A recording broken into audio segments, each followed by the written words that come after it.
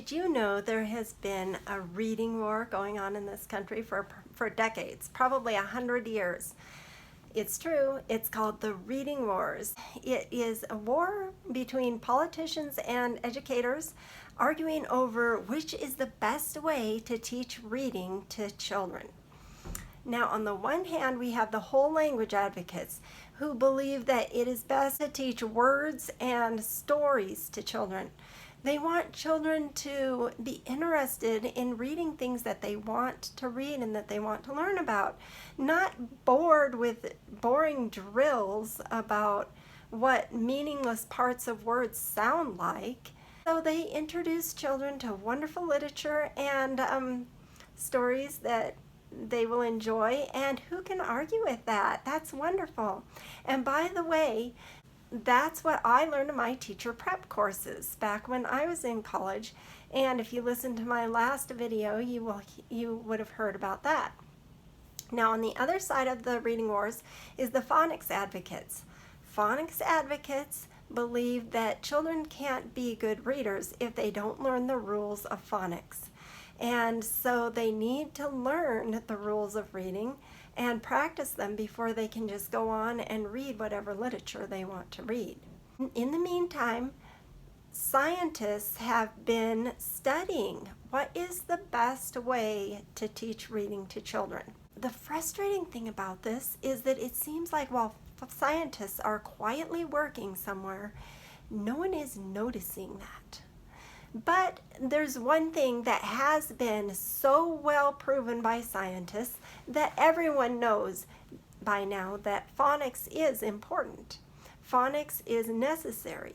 And so pretty much all curriculum in today's elementary education classes will have some phonics in it. When I learned how to read, I knew a little bit of phonics.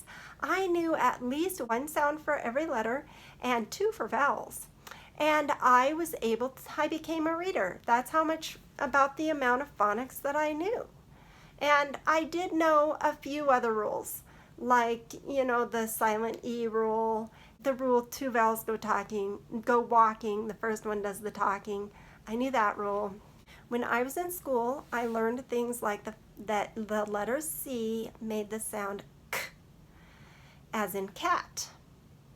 And I never noticed the fact that in city it doesn't. But I liked reading and I practiced and I caught on and I became a reader. Not a speller, mind you, but a reader at least. And that's what a lot of kids do. They have a little bit of phonics and they are able to catch on. And they intuitively are just able to do it. And they do well. But for about 5% of the population, they need more. And they won't just catch on with just the little bit of phonics. And they need phonics to be taught in a specific way. It needs to be explicit, systematic, cumulative, and multisensory. And when I first started learning that was how we needed to teach phonics and that there were all these other rules to teach my kids,